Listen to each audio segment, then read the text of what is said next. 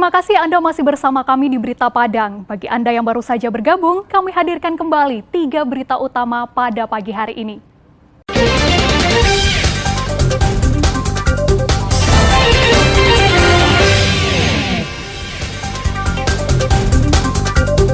Satu lagi, warga Pasaman Barat hilang, diduga diterkam buaya.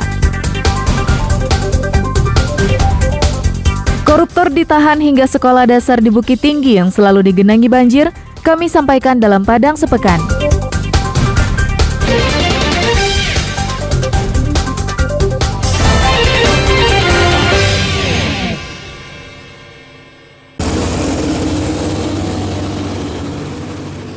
Sejumlah truk berukuran besar masih saja parkir di pinggir jalan, seperti di kawasan Rimbo Data, Bandar Buat, serta di beberapa tempat di Jalan Bypass Kota Padang. Kondisi ini menyebabkan jalan menjadi sempit serta membahayakan pengguna jalan lain. Padahal pemerintah Kota Padang telah menyediakan terminal truk di kawasan Kotolalang, Kecamatan Lubuk Kilangan. Menurut warga, truk yang parkir sembarangan bisa memicu kecelakaan. Warga berharap petugas bisa menertibkan truk-truk tersebut. Iya bang, memicu kecelakaan tuh ya. Bagus nggak di jalan berdiri mobil banyak-banyak tuh bang. Iya bang. Ibu pernah lihat orang kecelakaan? Boleh, ya ada bang. Di jalan ya. Di jalan. Ayo, masuk kalau oto. Ibu suka kayak gitu, mobil jangan berdiri di jalan. Boleh dirahasiakan ya. Salah seorang sopir truk mengatakan terminal truk yang ada saat ini lokasinya jauh dari tempat bongkar muat. Seharusnya kalau di pinggir jalan itu membahayakan juga tuh Pak. Risikonya tinggi. Kepala Dinas Perhubungan Kota Padang rencananya akan menindak truk yang parkir liar di pinggir jalan. Kita saat ini sedang berkoordinasi dengan Dinas Perhubungan Provinsi, kemudian juga Balai Pengelola Transportasi Darat, karena ini terkait dengan jalan nasional, untuk melakukan penertiban bersama untuk penertiban parkir truk di sepanjang Jalan Padang Indah Rum ini. Ini kita jadwalkan juga minggu depan nih. Minggu depan nanti kami sedang melakukan koordinasi, dan juga Dinas Perhubungan Provinsi kan punya derek besar. Nah, ini kan kita coba juga kalau memang mereka tetap parkir, mungkin kita akan lakukan penderekan. Kondisi terminal Kotolalang Rabu lalu terlihat sepi. Pos yang berada di depan pintu masuk pun juga tidak ada petugas untuk mengarahkan truk. Robiham melaporkan dari Padang.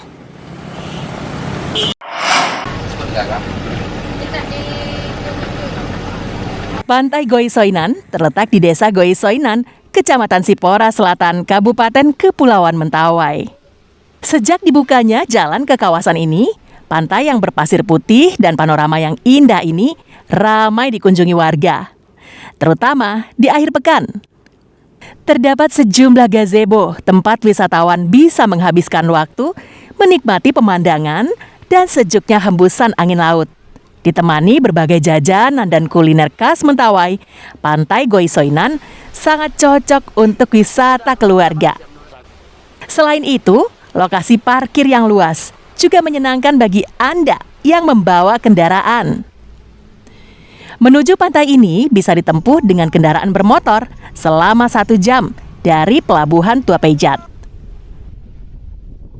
Kalau menurut pandang kami sejauh sampai sekarang ya, kalau Pantai Goisoinan ini udah mulai maju lagi gitu, udah mulai berkembang. Nah, dari awalnya kan pembuatan jalan ini juga dari masyarakat.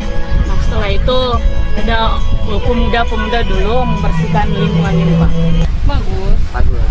Karena kan ada juga pantai bebas di Paregat kan ada di Jati, kan udah bosan juga kan, makanya maksudnya di sini lagi.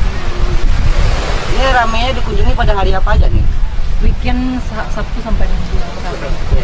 Dibukanya objek wisata baru ini menjadi bukti jika pembangunan infrastruktur jalan dan jembatan mempunyai pengaruh yang sangat signifikan terhadap perkembangan sebuah daerah.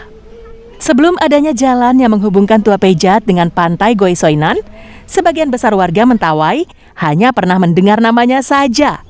Namun kini, warga bisa dengan mudah berwisata ke tempat itu. Beni Eka Putra melaporkan dari Mentawai.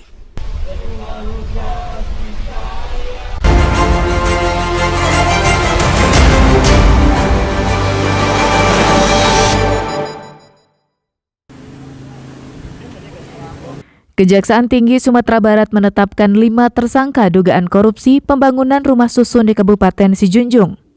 Setelah tim penyidik memeriksa dan mencari alat bukti yang cukup, 3 dari 5 tersangka langsung ditahan agar tidak melarikan diri atau menghilangkan barang bukti. Ketiga tersangka yaitu Alex Rizal selaku pejabat pembuat komitmen, LD Effendi kuasa direktur, serta Trisnaldi pelaksana lapangan. Ketiganya ditahan di rumah tahanan anak air Padang selama 20 hari. Sedangkan untuk 2 tersangka lain, penyidik Kejati akan segera mengirimkan surat panggilan. Keduanya beralasan masih berada di luar kota. Dirjen Penyedia Perumahan Kementerian Pekerjaan Umum dan Perumahan Rakyat melalui Balai Satuan Non-Vertikal Tertentu Sumbar melelang proyek pembangunan rumah susun untuk ASN dan pegawai Kabupaten Sijunjung dengan nilai proyek 13 miliar rupiah tahun 2018.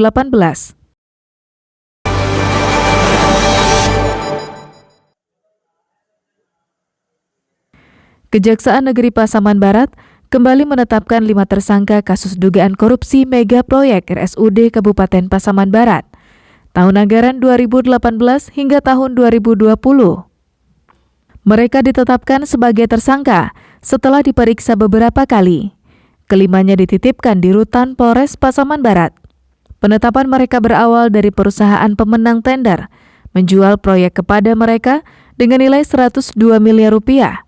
Proyek tersebut bernilai lebih dari 130 miliar. Sejak kasus ini bergulir, Kejaksaan telah menetapkan 16 tersangka.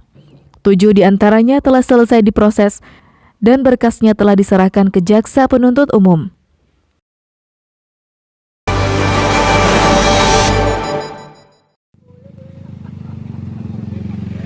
Seorang warga Mandiangin, Kabupaten Pasaman Barat, hilang di sungai. Korban bernama Ade Gunawan, berusia 49 tahun, dan sehari-hari bekerja mencari lokan di sepanjang sungai Mandiangin, Nagari Katiagan, Kecamatan Kinali. Biasanya korban mencari lokan dengan cara menyelam. Sungai ini sudah dikenal sebagai habitat buaya. Tim SAR gabungan menemukan organ dalam tubuh manusia mengapung di sungai. Sebelumnya, tim SAR juga menemukan bagian tubuh manusia yang diyakini merupakan potongan tubuh korban. Sepanjang tahun 2022 hingga pertengahan Januari ini, telah terjadi 3 kali peristiwa serupa.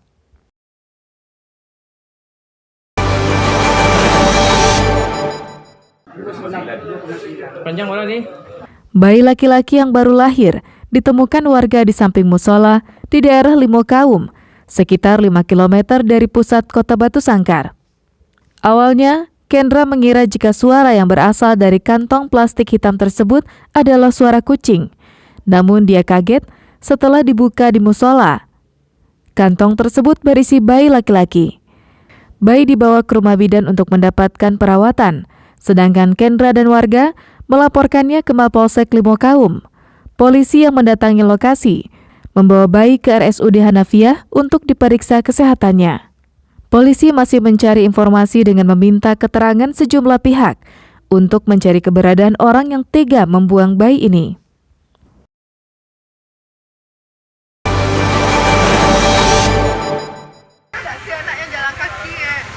Menjadi lokasi langganan banjir, membuat proses belajar mengajar di SD Negeri 11 Bukit Apit, Puhun Bukit Tinggi tidak berjalan maksimal. Pasalnya sejumlah fasilitas pendukung tidak berfungsi. Saat musim hujan, sekolah ini selalu saja terendam, tidak hanya menggenangi halaman, namun juga masuk ke ruangan. Akibatnya, proses belajar mengajar pun terganggu. Akibatnya ruang perpustakaan, UKS, kantin, toilet dan rumah dinas tidak bisa berfungsi maksimal. Guru beralih tugas dari mengajar jadi membersihkan sekolah. Persoalan itu tidak hanya dirasakan guru di sekolah ini. Sejumlah lokasi di kota tujuan wisata ini juga mengalaminya.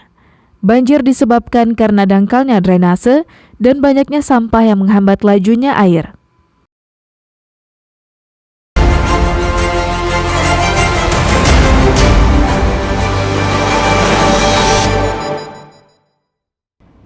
Saudara, informasi tadi sekaligus menutup berita Padang pagi ini. Saya Frin Meriana beserta tim redaksi yang bertugas mengucapkan terima kasih. Sampai jumpa.